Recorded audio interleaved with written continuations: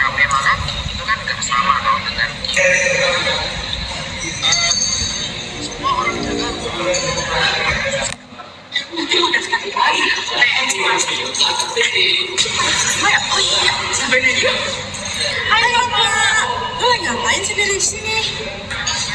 Shiva, Desya, hai. Oh ini gue lagi belajar sih buat UTBK nanti. Lo ngapain belajar sendirian? Lo mau ikut bimbel? Sebenarnya gue pengen sih bimbel gitu, cuman ekonomi keluarga gue tuh lagi nggak stabil. Jadi udah deh, gue belajar lewat buku sama YouTube aja. Dan sejauh ini gue belajar lewat buku sama YouTube, fine-fine aja sih. Tapi kalau lu belajar dari buku sama YouTube, kemungkinan nggak lolosnya kecil nggak sih? Nggak kayak kita berdua ya nggak sih? Tuh. Halo semuanya, perkenalkan saya Syifa Aulia Fairuza dan berdasarkan video tadi di awal, saya di sini akan menganalisis mengenai marketisasi pendidikan dan juga shadow education yang ditinjau melalui teori dari Pierre Bourdieu. Kalian pernah nggak sih sering dengar ataupun kepikiran kalau pendidikan itu adalah hak bagi setiap orang? Tapi menurut Pierre Bourdieu sendiri, pendidikan itu nggak netral loh, karena dipengaruhi oleh modal kapital, arena, dan juga habitus. Pada kesempatan kali ini, saya akan menjelaskan mengenai fenomena bimbel premium dan shadow education sebagai bentuk marketisasi pendidikan di Indonesia yang ditinjau dari kajian dan perspektif sosiologi. Nelson Mandela pernah berkata, "Education is the most powerful weapon which you can use to change the world." Nah, pertanyaan refleksinya adalah, jika pendidikan adalah hak semua orang, mengapa peluang untuk sukses seringkali bergantung pada kemampuan membeli pendidikan secara tambahan? Nah, sebelum itu, apa sih shadow education? Ia merupakan sebuah sistem pendidikan tambahan di luar jam pelajaran sekolah yang berupa bimbingan belajar, private les, maupun tryout premium. Contohnya seperti aplikasi Ruang Guru, tempat les GO, ataupun aplikasi Zenius. Oke, jadi definisi marketisasi pendidikan yaitu sebuah proses penerapan prinsip-prinsip pasar bebas yang berupa kompetisi, efisiensi, pilihan konsumen, dan orientasi profit ke dalam sistem penyelenggaraan pendidikan. Lalu ini dia faktor-faktor yang menjadikan pendidikan sebagai komoditas. Yang pertama adanya kompetisi. Banyak para siswa bersaing di sebuah sekolah untuk meraih nilai tinggi, berprestasi hingga lolos ke PTN ternama. Nah, sekolah diyakini berlomba-lomba memberikan kualitas layanan terbaik untuk mendobrak akreditasi institusi. Yang kedua, kompetisi tersebutlah yang akan menyebabkan sebuah sekolah maupun kampus memiliki ranking atau akreditasi untuk mendorong persaingan based on data.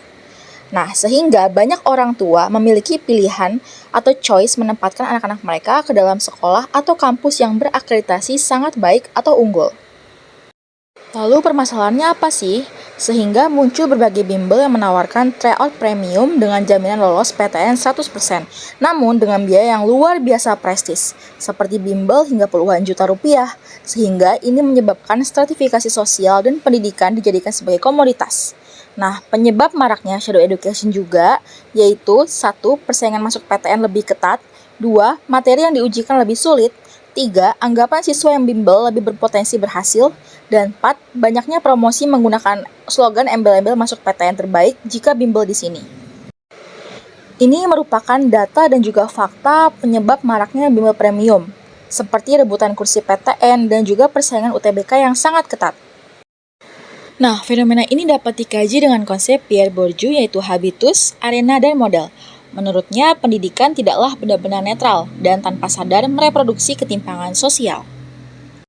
Saya juga akan menjabarkan beberapa konsep yang dicetus oleh Pierre Bourdieu. Yang pertama, arena, yaitu tempat atau ruang sosial di mana individu saling bersaing. Dalam hal ini, PTN dan sekolah favoritlah yang menjadi arena utama yang ditujukan para siswa. Yang kedua adalah konsep modal budaya dan juga ekonomi. Modal budaya yaitu kebiasaan belajar atau nilai-nilai yang diadopsi oleh seseorang siswa di keluarganya. Sedangkan modal ekonomi adalah kemampuan para orang tua siswa dalam membiayai bimbel puluhan juta rupiah hingga ratusan juta untuk anaknya yang akan meningkatkan peluang lolos PTN. Dan yang ketiga adalah modal sosial dan juga simbolik. Modal sosial yaitu seperti jaringan atau relasi, seperti komunitas belajar, alumni yang berhasil masuk ke sekolah favorit atau top PTN, dan informasi passing grade hingga jumlah kuota PTN terbaru dari tutor les maupun alumni.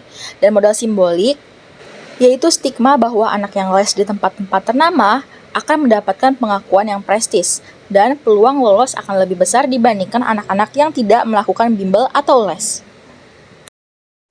Nah, jadi keterkaitannya dengan adanya fenomena shadow education, maka Bourdieu melihat bahwa keberhasilan di arena pendidikan bukan semata-mata hasil kemampuan individu, tetapi juga dipengaruhi oleh distribusi modal yang tidak merata.